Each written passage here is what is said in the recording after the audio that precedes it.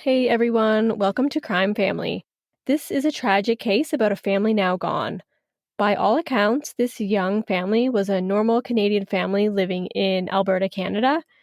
The 8-year-old son was best friends with the little boy next door.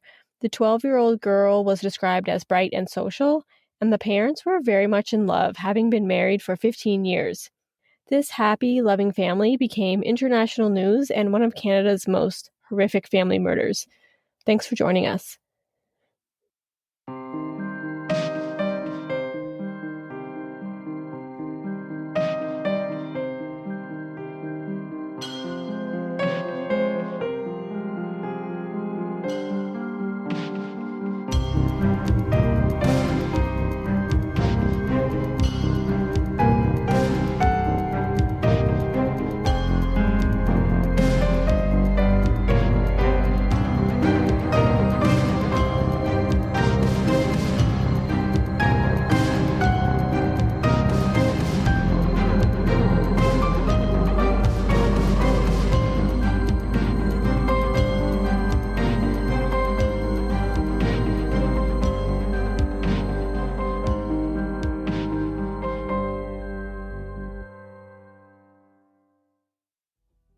So this case takes place in Medicine Hat, Alberta, which is about 300 kilometers southeast of Calgary, Alberta, and 215 kilometers northeast of the Montana-US border. It has around 63,000 people, so it's a pretty small city here in Canada.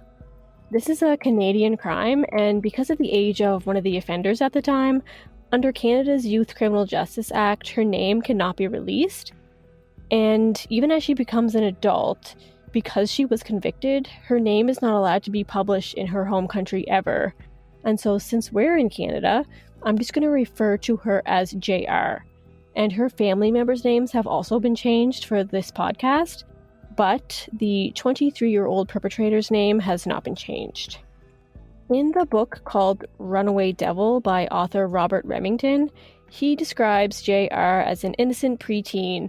Her room was filled with stuffed animals like kittens and unicorns, and she went to a Catholic school, and she apparently made friends really easily. Michael, her 8-year-old brother, was described as very friendly and the class clown. He loved Star Wars and his little pet hamster.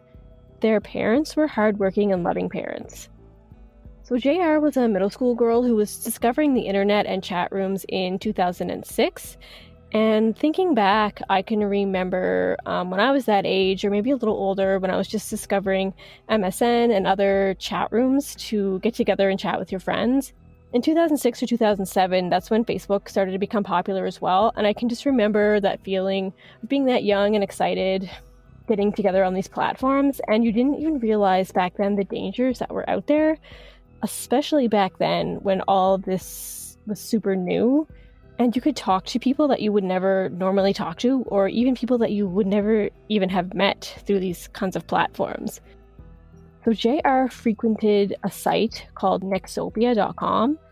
I had never heard of this site, so I went to go check it out, and it's actually still a thing, but nothing really stood out as too risque on the surface or anything.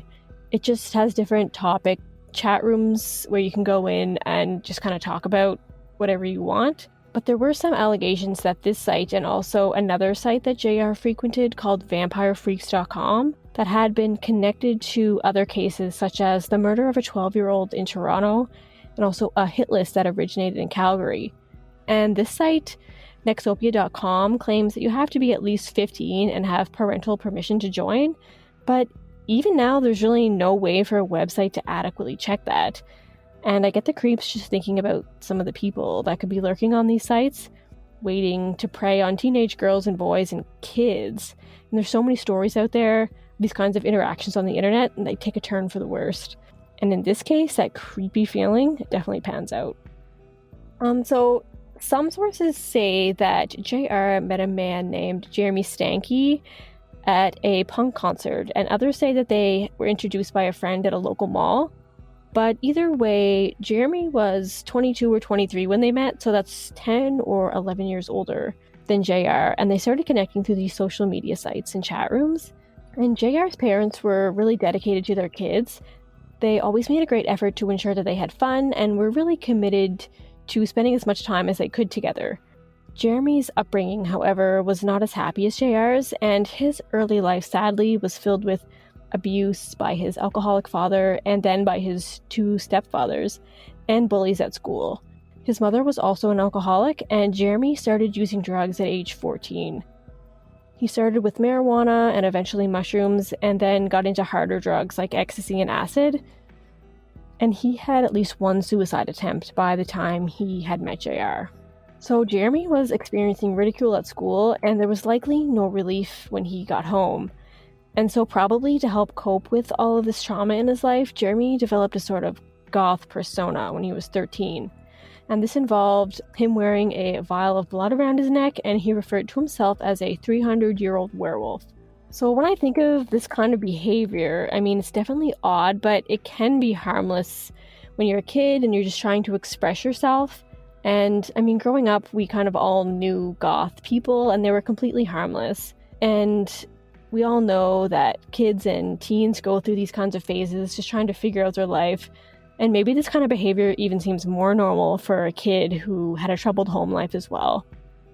Even as an adult, because he doesn't really seem to grow out of this phase, this kind of behavior, I guess, can be harmless to a point. Because, I mean, to each their own, you can do whatever makes you happy as long as you're not hurting anyone else in the process. But it's when you start to expose kids to this kind of stuff where it definitely crosses a line. I mean, he was a grown-ass man when he met JR, and they started dating, and she was 12. So, I mean, some sources say that JR lied about her age, and Jeremy thought at first she was 15 or 16, but that's still illegal, and it's still wrong and creepy. So it doesn't do him any favors at all. So JR's parents found out about this relationship and they tried to shut it down immediately. JR was forbidden from dating Jeremy, which is of course what any responsible parent would do without a doubt. But JR and Jeremy were not going to take no for an answer. Even before meeting Jeremy, JR's personality was drastically starting to change. From the innocent Catholic schoolgirl, she very quickly picked up the goth style that she shared with Jeremy. And once they got together, they kind of fed off of each other even more with these dark and dangerous thoughts. And her behavior changed so much that her parents tried to get them into family therapy and find ways to keep their daughter safe, just trying to figure out what was going on with her. And they tried to monitor her social media accounts and chat rooms as much as they could. And they took her things away, like her hair straightener, her electronic devices, as a form of punishment. But everything unraveled so quickly that there really wasn't time for much to get resolved. So on the vampirefreaks.com website that I mentioned earlier, Jeremy listed his interests as sacrificion, pain, kinky fetishes, blood, and razor blades.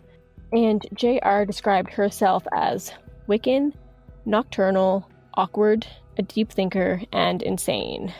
So JR's username on one of these sites was Runaway Devil, and Jeremy went by Soul Eater. And police released some of their messages back and forth. In one message, which was sent on March 13th, 2006, Soul Eater wrote the following to Runaway Devil.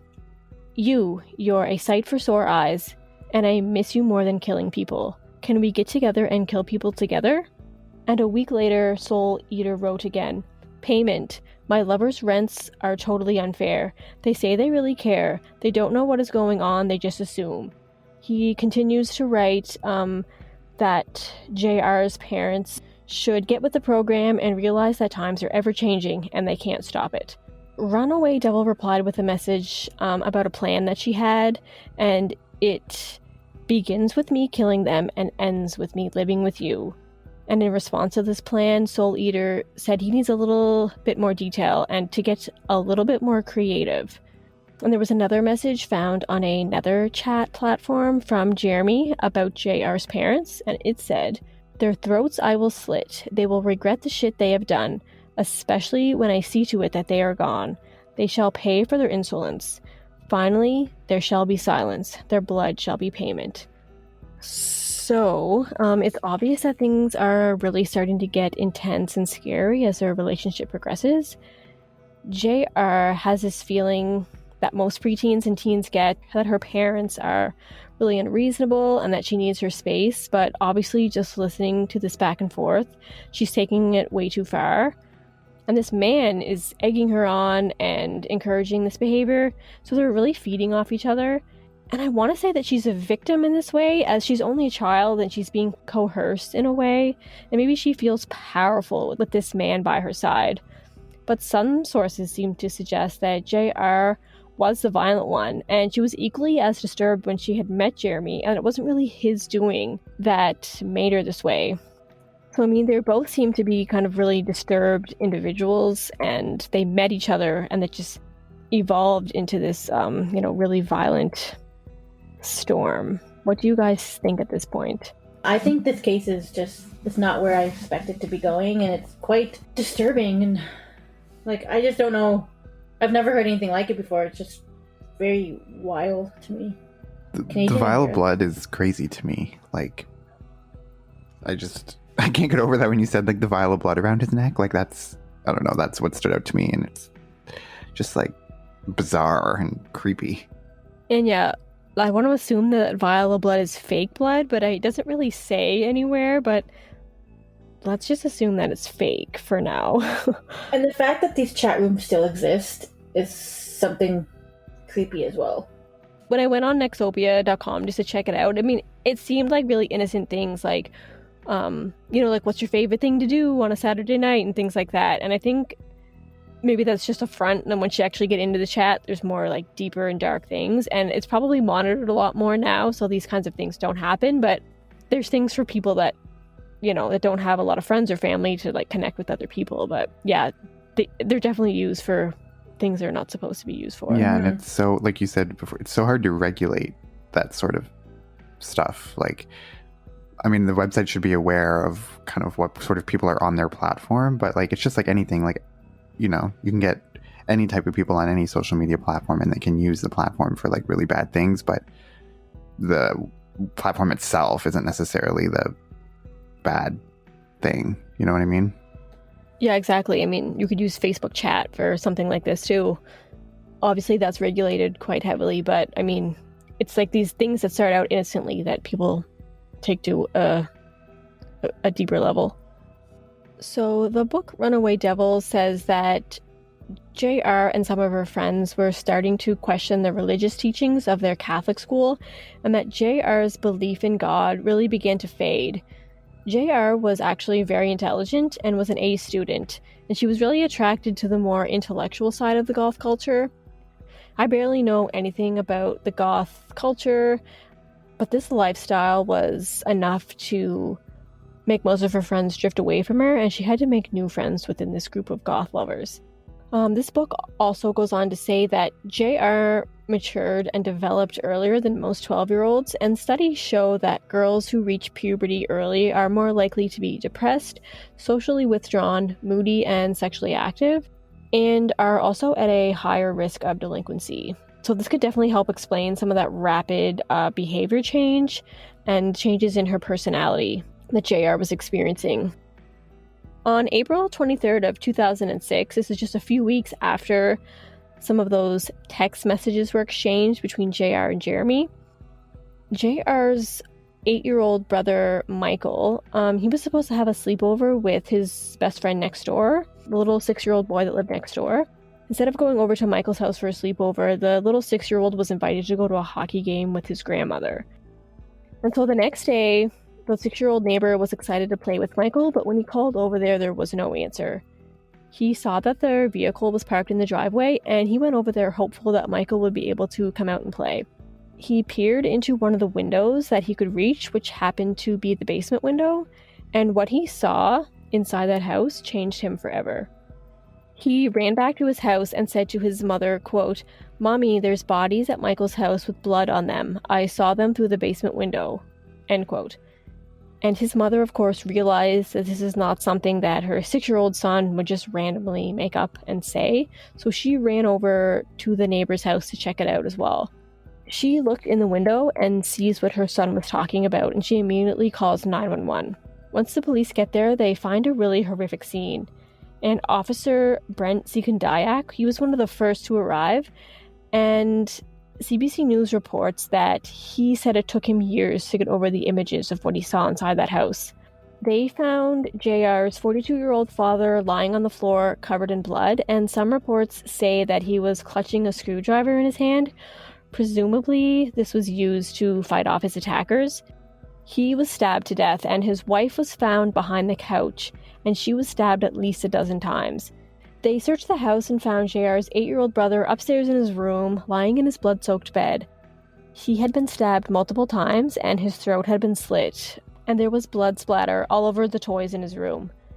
They continued to search the house, and they saw a family portrait of 4 people, which made them realize that there was another child that lived there, but they didn't end up finding JR in the house, and they initially thought that the perpetrator had kidnapped JR and fled, so an Amber Alert was sent out for the 12-year-old JR. It did not take long for the police to catch up with the reality of the situation.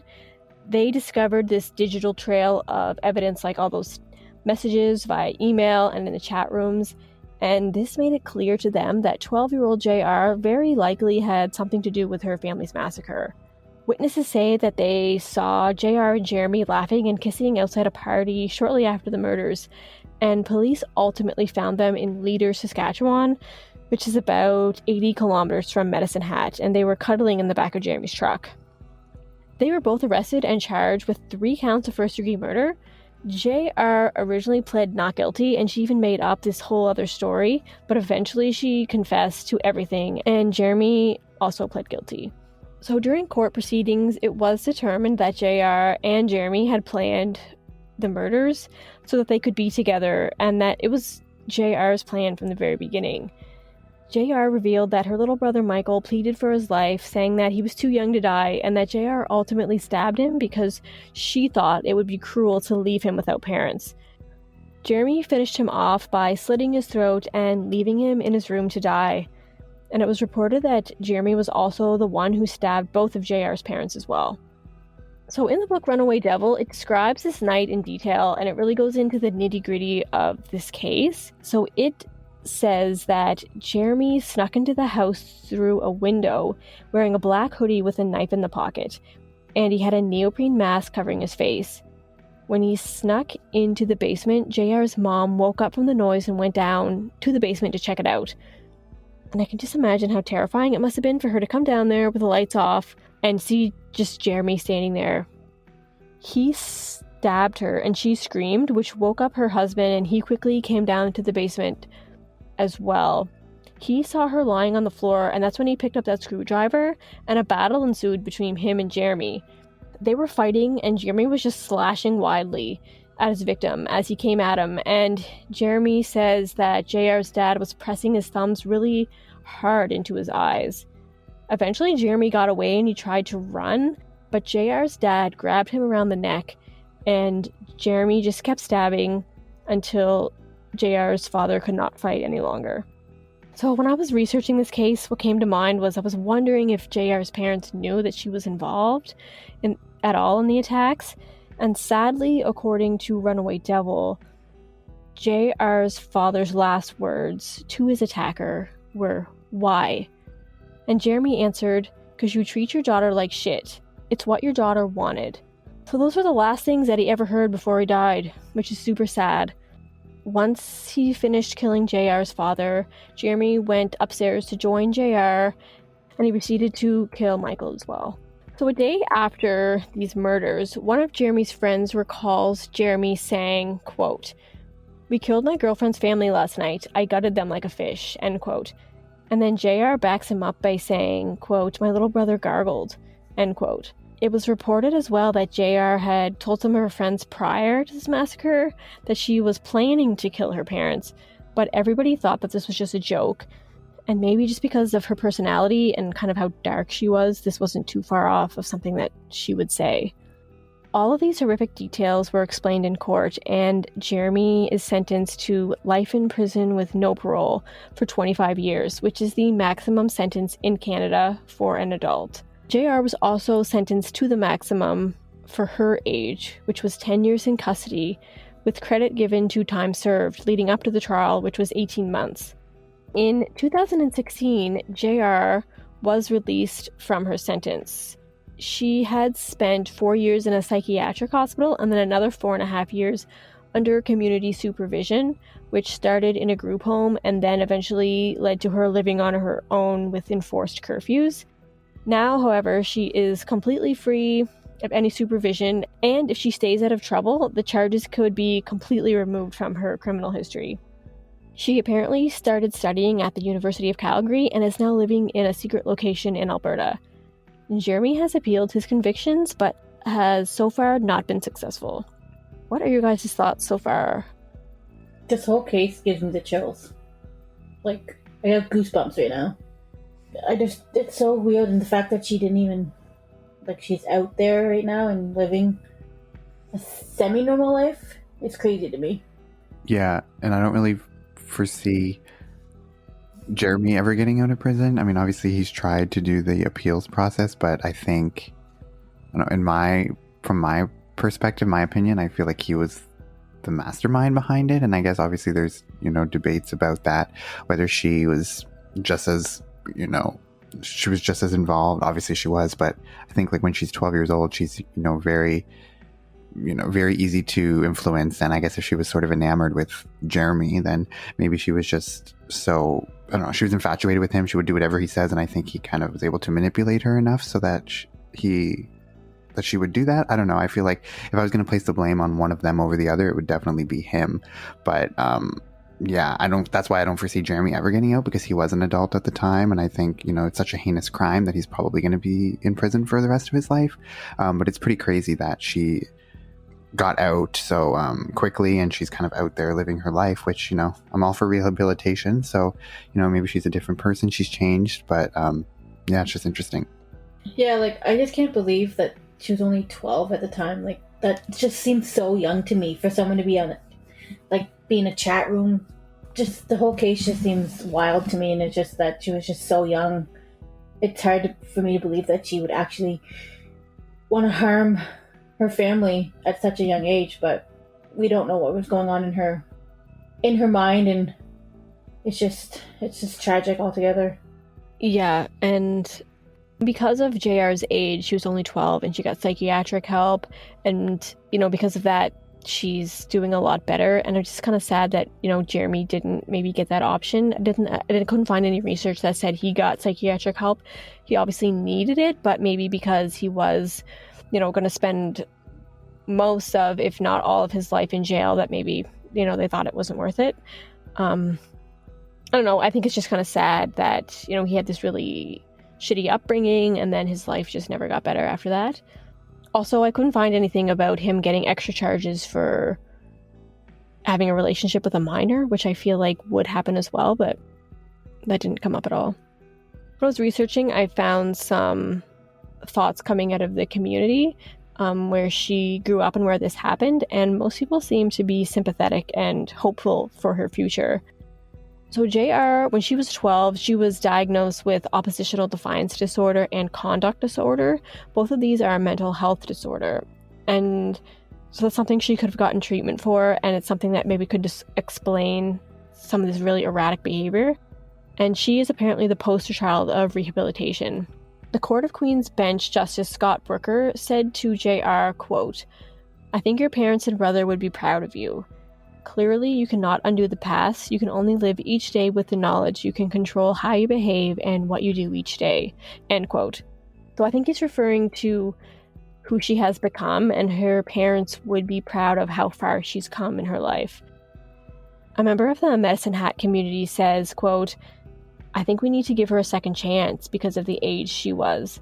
The thing that I most think about is how she will continue on with her life, with that being a part of her past. I have sympathy for her, but you can't imagine anybody doing something like that," end quote. And other people in her community think that if you're old enough to do the crime, then you are old enough to do the time. I mean, hopefully she's learned her lesson and she's an improved citizen. Others feel that she shouldn't return to her old community out of fear for her safety. I mean, if anybody finds out who she is or where she lives, she could be in real danger. Some people say she tarnished our community and hurt a lot of people. Some people believe that because of her age and her treatment, that it's absolutely possible for her to have changed and one day become a positive member of the community. Even Jeremy, he's changed his name, and I mean, if he gets parole, he could be around 50 when he gets released, which is still possible, and he could still turn his life around. So, do you guys have any final thoughts before I wrap it up? I do hope she is having a normal life, and the fact that she was so young at the time when this whole thing happened, she still has to live with what she did.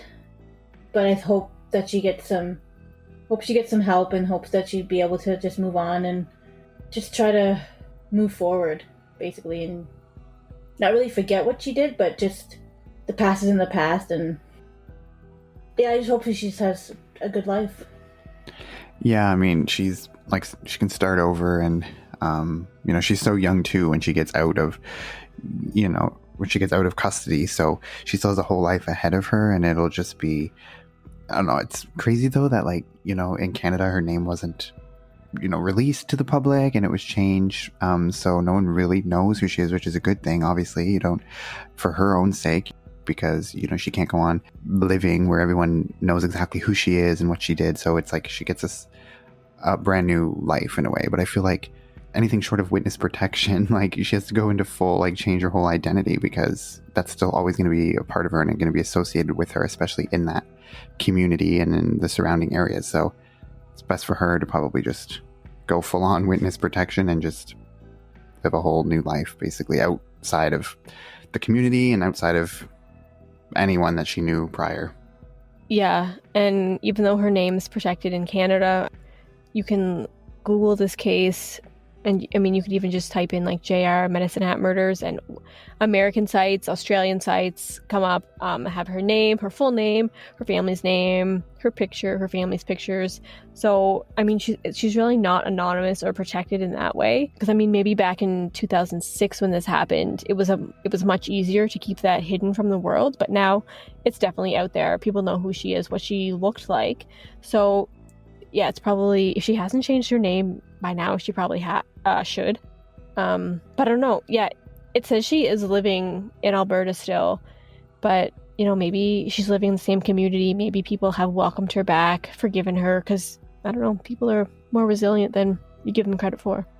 Yeah, and just to think, like, it's crazy to me how, you know, a 12-year-old, like, the crime was so heinous and it was so violent. It's just wild to think that somebody as young as 12 could actually be responsible for doing something like that. And of course it was under his influence as well, or, you know, 50-50. But to me, that's just the most striking thing. It's like how violent and just horrible it was for someone that young to even have thoughts like that, and like actually being able to commit a crime like that is pretty wild to me.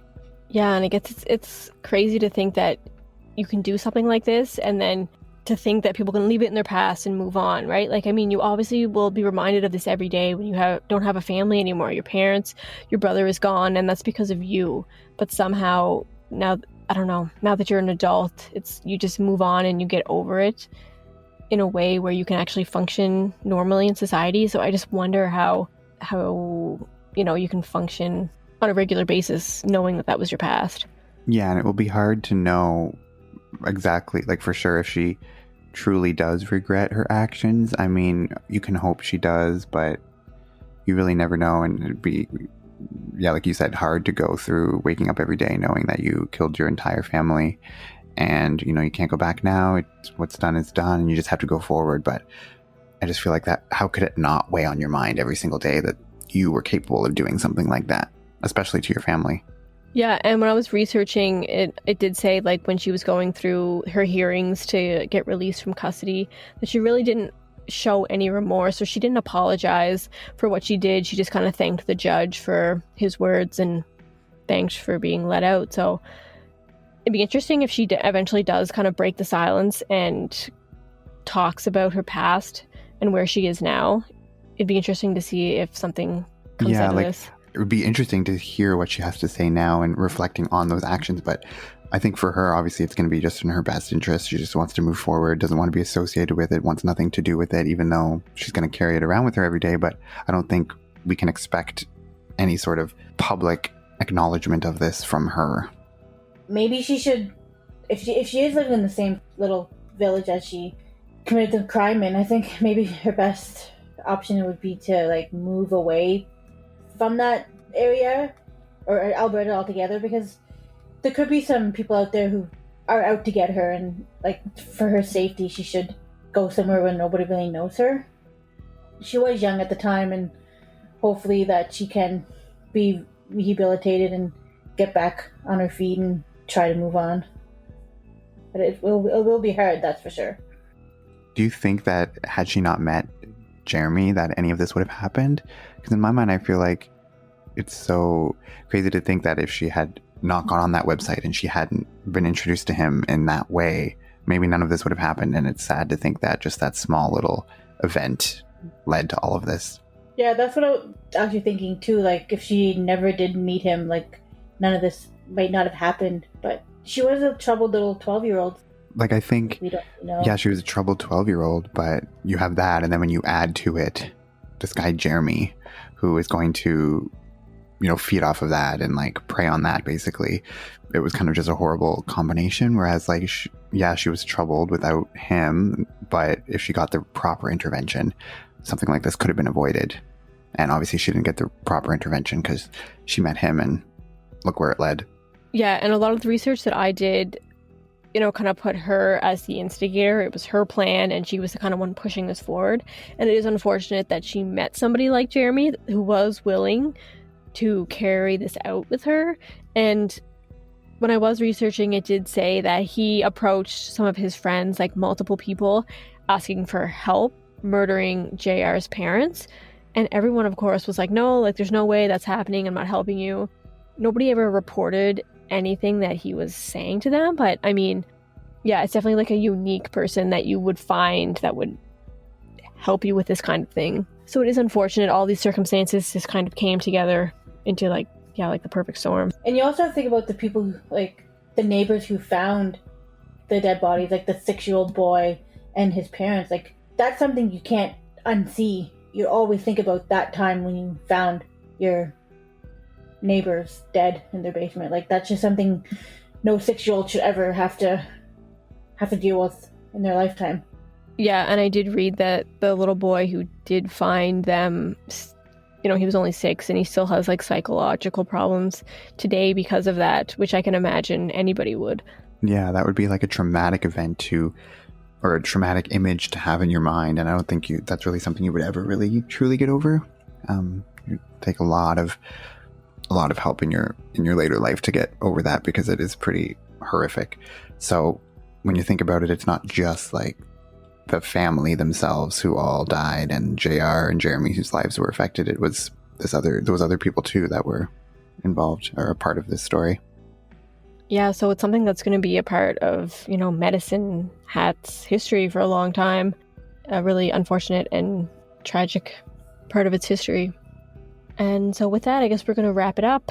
Thanks for joining us, and we'll see you next week. Thank you so much for listening to this week's episode of Crime Family. We'll be back next Wednesday with a brand new episode. Please don't forget to subscribe to us on your favorite podcast streaming app. That way you're notified as soon as we release a new episode.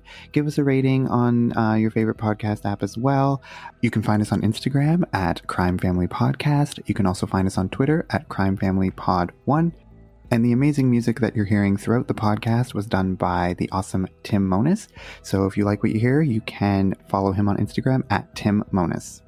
See you next time. Thanks for listening.